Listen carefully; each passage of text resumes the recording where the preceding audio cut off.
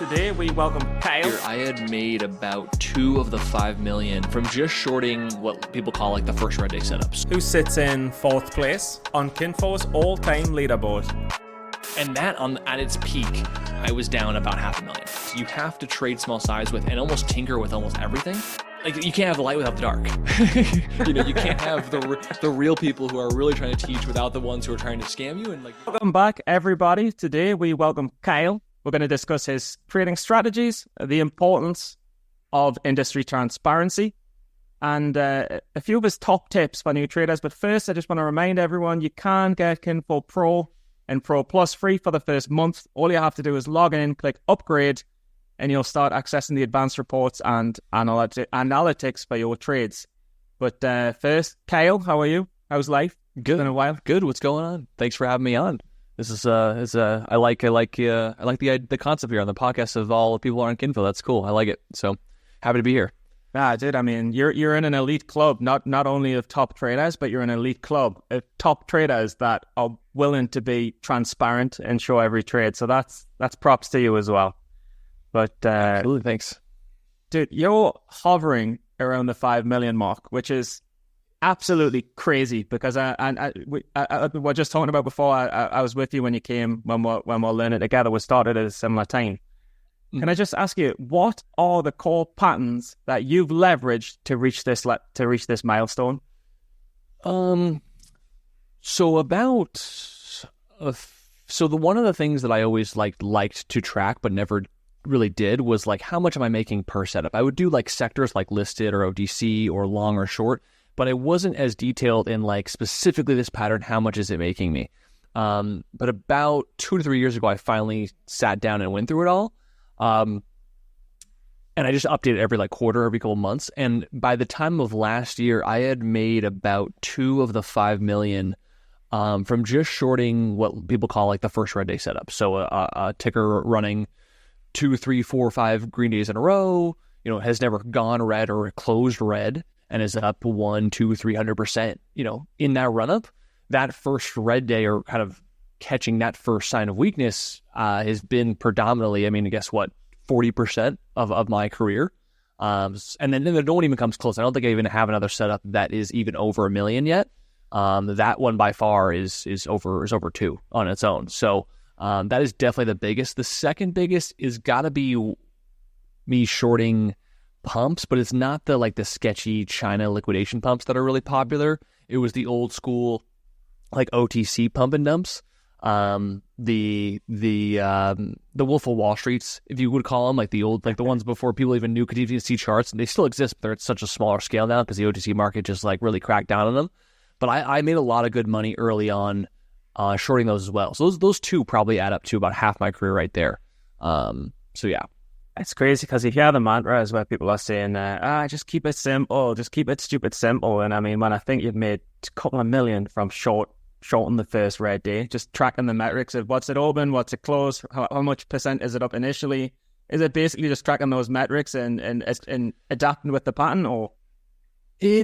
So that's the one area where I lack. I never have really tracked the statistics behind the actual setup, like what's the average run that it has, what's the average red day that it has. It's been so ingrained in terms of an art for me, where it's if it's up anywhere between 1% and 200%, I'm expecting a 10 to 20% red day. If it's up maybe 300 to 500%, I'm thinking maybe you can give us a 30% red day kind of idea, like a kind of a scale. For me, it's just a lot of indicators to find that first red day move is it the first time it's going red, right? Or is it the first time it hasn't morning spiked? If it's gapped up every single day, but on day 5 or day 4, it's gapping down, well, I have to assume this is the first trend shift that's going to give me the best odds of a red day happening. So I'm sure there is a very technical statistical approach to it. I have just not personally done it. And it's just been a group of, I would say, maybe 10 to 15 indicators of does it have this? Does it have that? Almost like a checklist, right? Is it gapping up, gapping down? What's the volume looking like? Does it have a morning spike this morning and the last 3 times it didn't, or vice versa?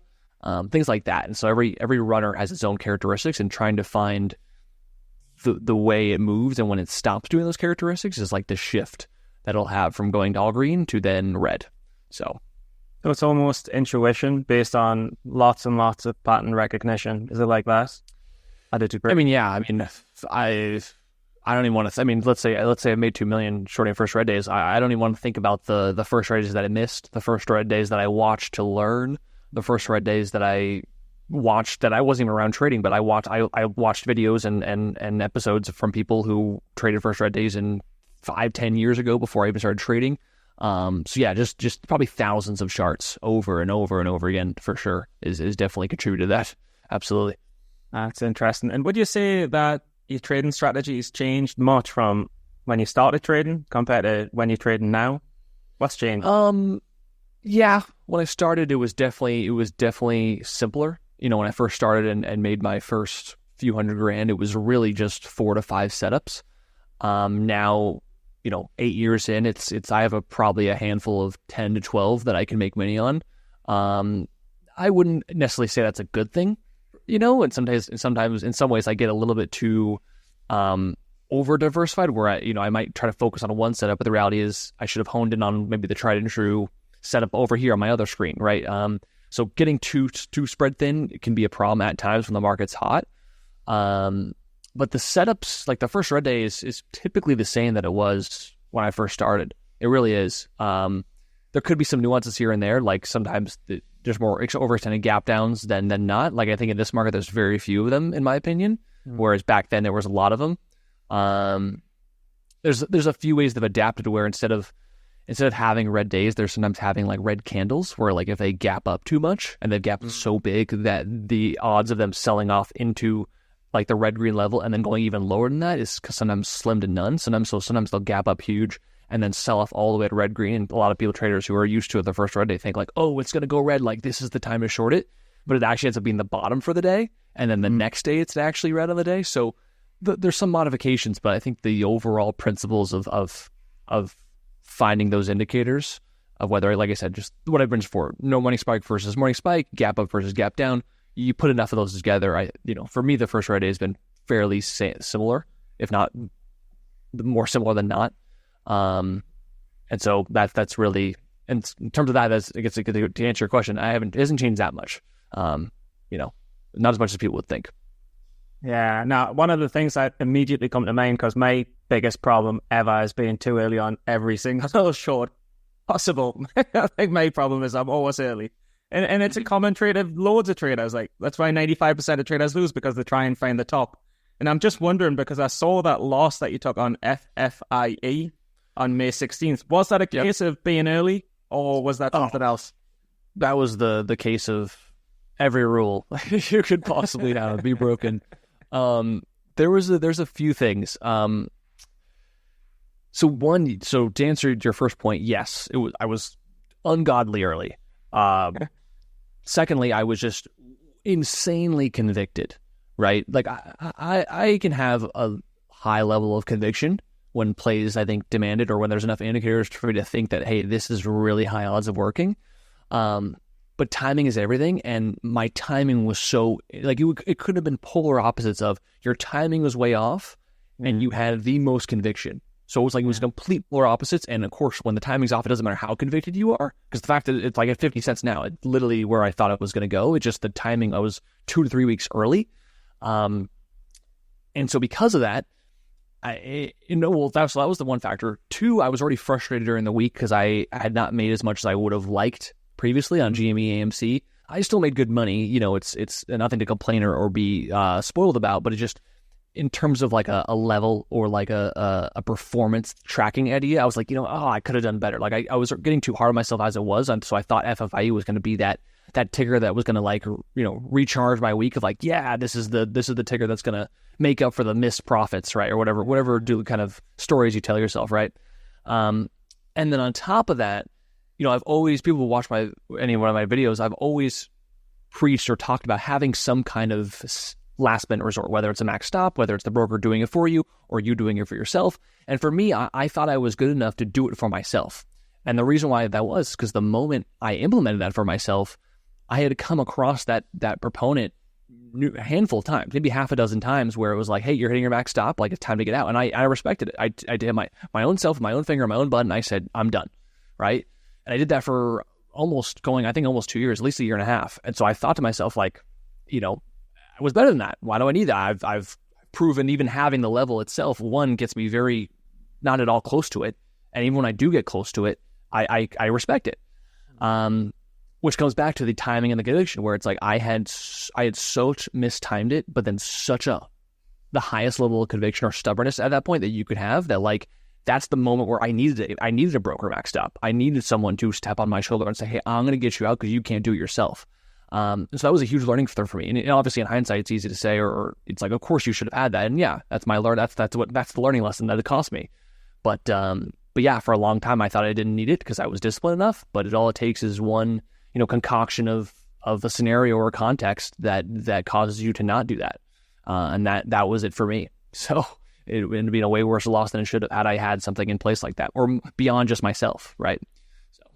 No, but I mean, full credit to the transparency on Kinfo, on the YouTube channel, which we'll get to. Like, it's a very, very, very rare few, very, very, very rare few who will document the losses as well as the wins, all publicly.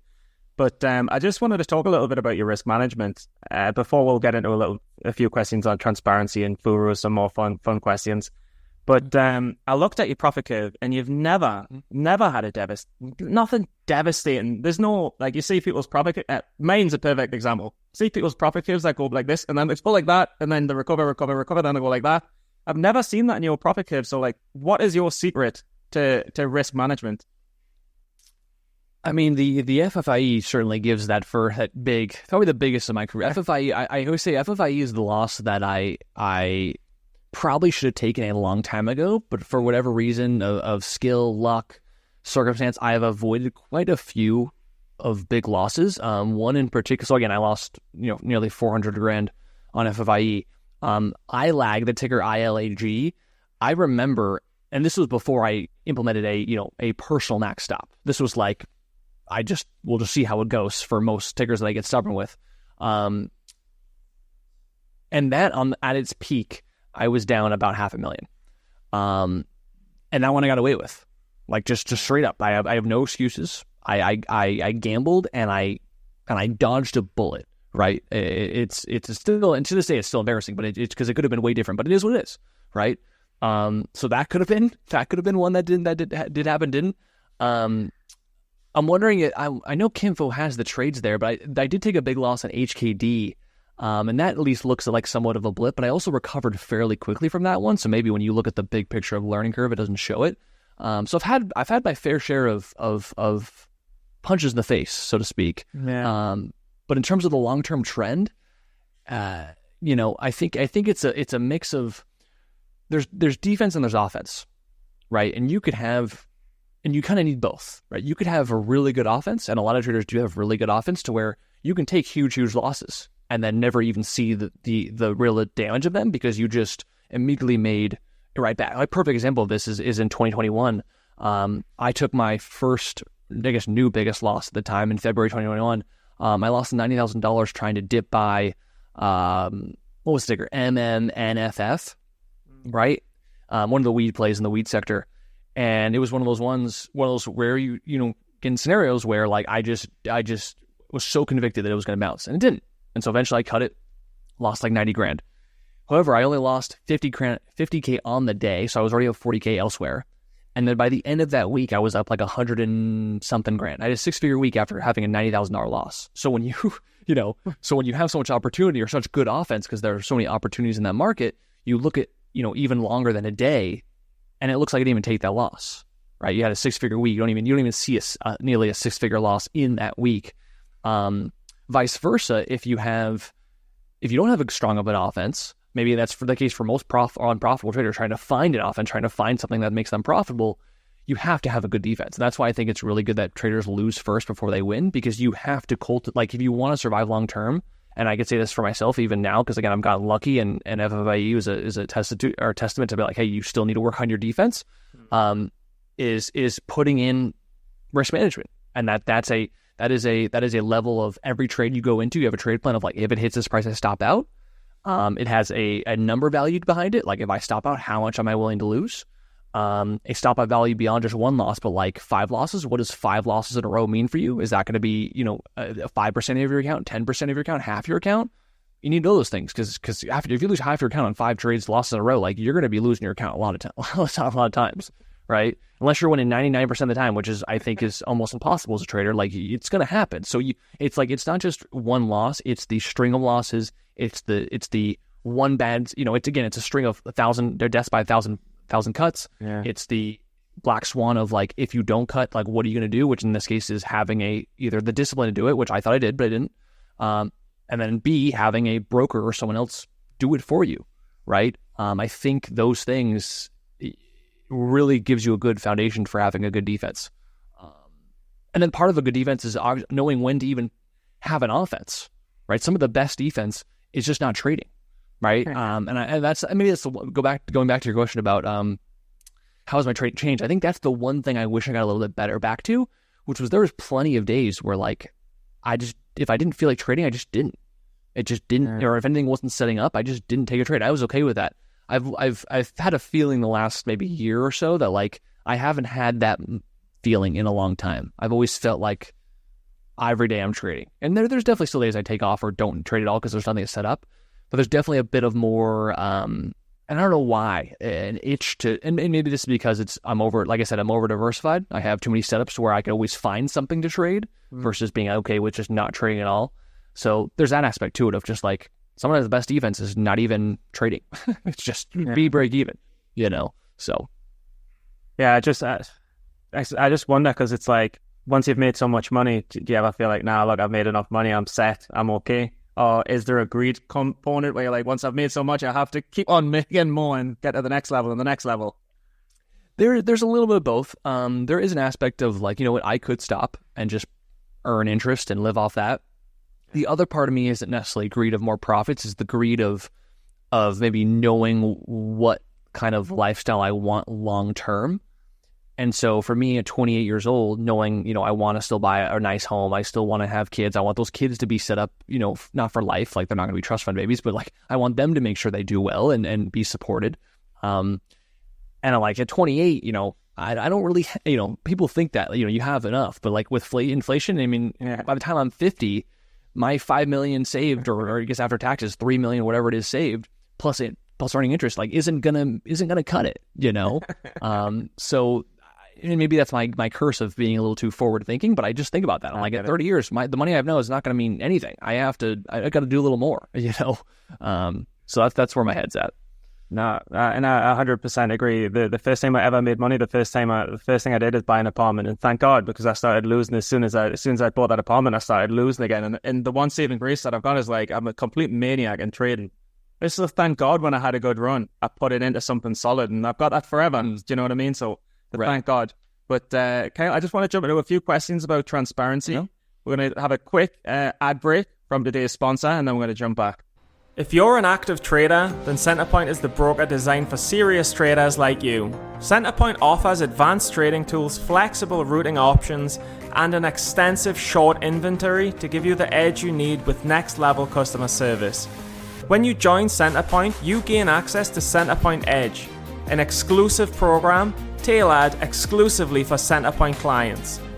With Centerpoint Edge, you get free access to over $7,500 worth of industry-leading trading tools that you won't find at another broker. This includes amazing resources like Kinfo, Benzinga Pro, Trade Ideas, Dilution Tracker, and more. Click the link in the description to elevate your trading experience with Centerpoint, where active traders get more. Okay, we're back.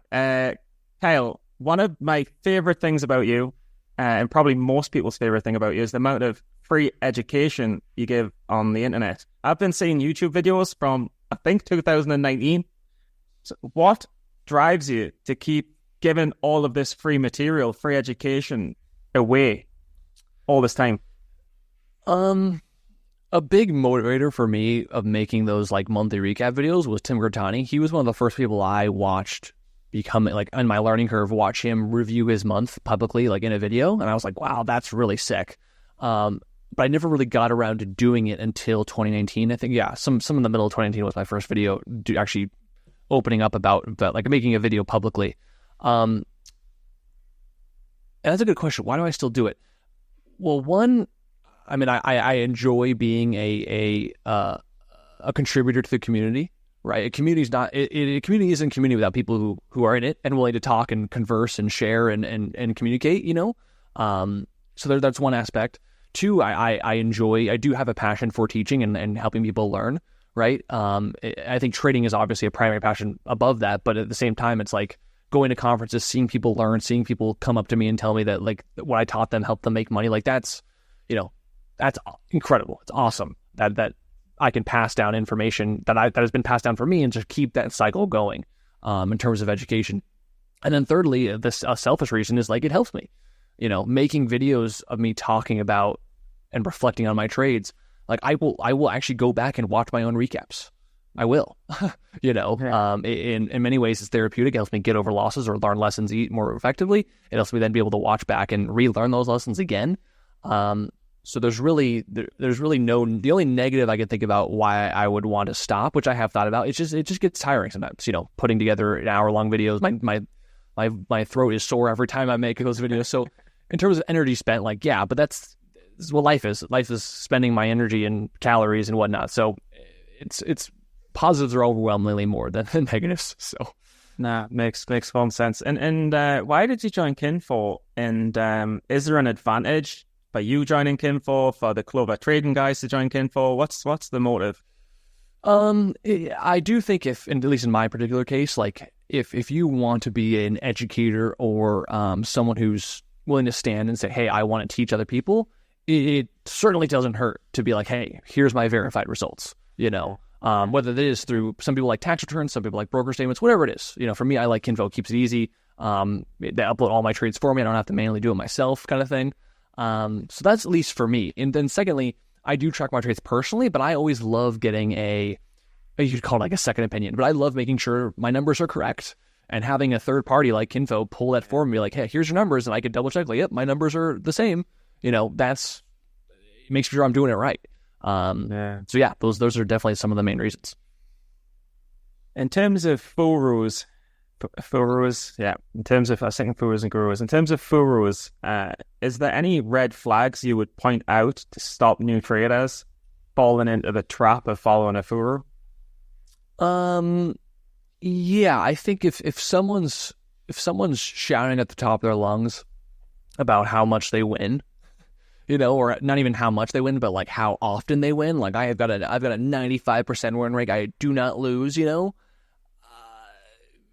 that would be a huge red flag for me, just because in the 8 years I've been trading in the community, I don't know a trader who's proven. I mean, again, they can exist, but just knowing how hard trading is in general, like the idea, even the thought of having a win rate that high makes me think, then why aren't you like a billionaire? If you can win that often, that much, and you're that good, like what are we missing here? So that for me is a little bit gray area of like, oh, that seems kind of off. I think the market in general has faded away from the flashiness, right? I think maybe 5 to 10 years ago, flashing Lambos was like, oh, cool. Now it's kind of flipped of like, that's sketchy. But again, if they have verified results somewhere, then you can think it looks sketchy all you want. But if they have proof, then it's like, oh, well, then I guess I'm wrong and they're right, or they stuff like that. I'm sure there's other ways. I think there's other ways of like, if someone's even more in detail, like if there's someone who does a lot of videos but never shows videos of them actually entering or exiting a trade, whether it be live trading or like a recording of a live trade, you could use that as a reason, or think like, hey, I want to see them actually take a live trade in front of me, because I think there's a lot of social media accounts that will always show live trading, but you never actually see them either A, enter, or B, exit. It's always one or the other. That's never both. That could always relieve red flags of like, where's the full trade? But yeah, those are just some things that immediately popped in my head of maybe some red flags to look out for. That's interesting. I wanted to ask you, do you think there's benefits to having Furus in the industry despite it being ethically not moral? That's like a philosophical question. Because my immediate answer is almost a yes, not because I Not because it's a good thing at all, because I agree it's bad, but it's almost like you can't have the light without the dark. You can't have the real people who are really trying to teach without the ones who are trying to scam you. And like maybe some people who have gotten scammed have actually then found the real people because they've gotten scammed. I mean, but again, just do the Furus or the scammers have to live in order to people find, like, not that's a no either. So I don't know. I would say obviously more times than not they do bad than good. So in general they don't need to be there, but there's a yin and yang to it almost that I feels weird to say, but it's definitely there, So Furus are good for the volume and the volatility. I mean, I'm sure you've made a lot of money profiting off Furus, and it's not a bad thing. It's not a bad thing, right? So, if they bring more people into the market, just overall awareness of trading and what it can do for people when you do it right, like it's almost like marketing for the market. It's keeping people realize that it's a thing. It's here. So totally. Do you have a favorite Furu? Or do you have a least favorite Furu? Or do you just want to not answer that question? No, I'll answer, but my answer is I don't really look into other people. Like I'm never really one to trade off of someone else's. Like if I know like, hey, a chat room just bought this, I'm not really going to then short it or buy it. I might know it exists, but there's never really been a setup or a frequency of mine that I am consistently trading off of someone else's trades. So, I'll try to keep to myself the best, and when it comes to those kind of trades or those ideas. So, no, that makes a lot of sense. I understand what you're saying there. And then in terms of the final few questions to close up, just on new questions for new traders. So, for example, you're in Clover Trading. Someone says, "What's the best first setup I should learn?" Do you have an answer? Do you have a recommended go-to first setup? I mean, I'm biased because it's the most profitable, which is first red day, but learning the first red day may not be the best for a beginner, especially on the short side. A lot of people steer away from the short side as a beginner because there's a little bit more rules, a little bit more nuances to it than just longing.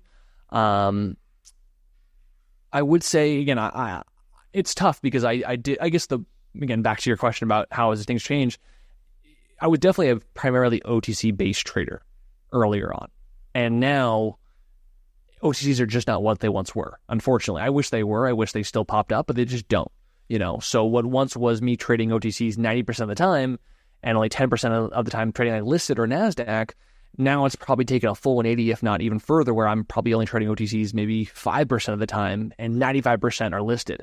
So my natural response would be, I learned like an OTC breakout, because those were beautiful back in the day. The problem is they just so rarely happen. I think the last OTC breakout I traded was like Fannie Mae. And the last breakout before that was years ago.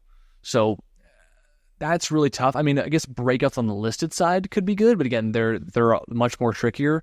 I find them to be less profitable for me personally. And that's the tough part. As a beginner, that's the thing I would say to a beginner is you have to trade small size with and almost tinker with almost everything. You almost have to just take a broad net and just see what sticks and see what you gravitate towards, and then narrow down from there. And it sucks, and that's why I always say to newer traders, don't trade too big too early, because you can't afford to have a wide net and try to test and tinker everything and then lose your entire account. It's like you almost need to like if you have a $5,000 account, you got to lose like $5 a trade. Just like see what sticks, and then finally you might find a winner that makes you $25, like 5x what you're willing to risk. You're like, okay, what is that setup? Like, let me dive into deeper. Like, have the market or whatever edge you're going to find pull you in. Don't try to force it, if that makes sense. But again, you have to be in the market and test things to kind of try to catch that fish, so to speak, to catch that pull, if that makes sense. So no, it makes full sense. I guess you can take inspiration as well. You can watch what you're doing, you can watch what someone else is doing, and think, that right. looks quite nice. And then you see it happen in real life, and then you make money, and then I suppose you can find it that way as well. The last question I have for you today, Kyle. It's been a pleasure talking to you. You always give the best, most articulate answers, the best soundbite. So really, really appreciate your time. But last question is, what is, in your experience of mentoring people, what's the biggest, most common mistake that all of these traders are making, and what's your advice for them to overcome it? The biggest mistake, probably a few come to my head, but the first one is thinking that losses are bad. That that small losses are bad, big losses are bad, right? That takes you out of the game. Yeah. But the sooner you can embrace a loss, I think the better. But again, you have to embrace it in the right way, which is having control over your losses, right? If you're just taking uncontrollable losses left and right, and all of a sudden in 2 weeks, you're down your half your account. That creates the biggest mistake, right? If you can stay nimble and just survive your learning curve off losing very, very little, you're going to be that much better off and set for when you do get out of the learning curve, and then you can recover all those losses very quickly and go on from there, right? When I think back to my career, it's like I started with a $6,000 E-Trade account, lost about $4,400 or $4,300 at its bottom, and recovered all that within 6 months. Had I lost more, let's say I blew my whole entire account and then I refunded and lost a whole other account, I'm down like 12 grand. I mean, I might at that point not even had money to refund, right? And that totally could have been possible if I wasn't willing to lose very small and accept very small losses very early on, right? If my average loss turned into $200, $300, $400 every single time, I wouldn't be here. So I think that comes back to what we were talking about earlier about defense, like really formulate a good defense very early on.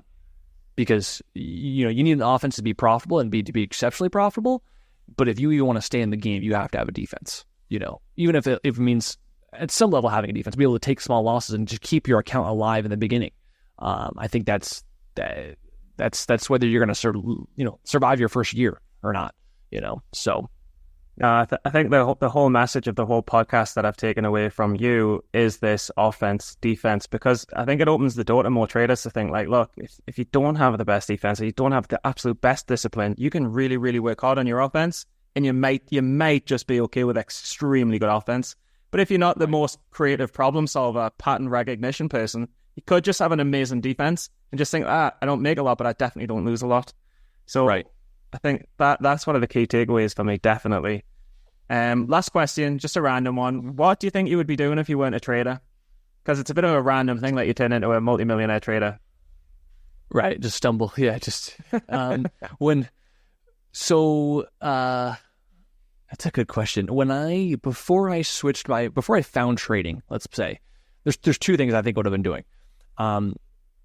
One is let's say I found trading, but for whatever reason I just couldn't make it work. I couldn't find success. I tried it just didn't happen for me. One of the things I thought about being was maybe not a financial advisor, but like someone who maybe was on the back end of financial advising. So like if there was a high net worth client wanted, his firm to buy him, $10 million of some stock, I thought it would be cool to be the trader who like makes those purchases for them. Basically made like a broker, maybe like a high end broker that like makes those purchases for a client. I thought that would be cool because at least I'm still trading, but not for myself to some degree. I thought about financial advising, but I realized I really only like managing my finances, not necessarily other people's. And then let's say I didn't find trading at all, and I didn't find the whole just speculation of the markets at all. I actually had a mechanical engineering degree for an emphasis in bioengineering. So like I was thinking I was going to make prosthetic legs, or like engineer like a prosthetic arm or knee for people. That was kind of the vision. I never even got close to actually doing that. Yeah. And I probably would have maybe not as liked as much as I thought I would at the time, because I quickly realized I didn't really like engineering. This is when I first started college. But those were some ideas in my head before I actually found profitable trading. Was those two or three ideas. So maybe I'd be doing one of those. Maybe if you lost your knee, I might have been replacing it. So okay, Kyle. Thank you so much for your time. Loved speaking to you. I always appreciate what you give back to the community, honestly, and I've watched a ton of those YouTube videos. So thanks for coming on. And lastly, I just want to quickly thank today's sponsor, and we'll close out with this message from them. Whoop, guys, just wait 1 second. I just do want to remind you all, the Center Point Edge offering is available to everyone. We've got the link just down below in the description. Check it out, and thanks for watching.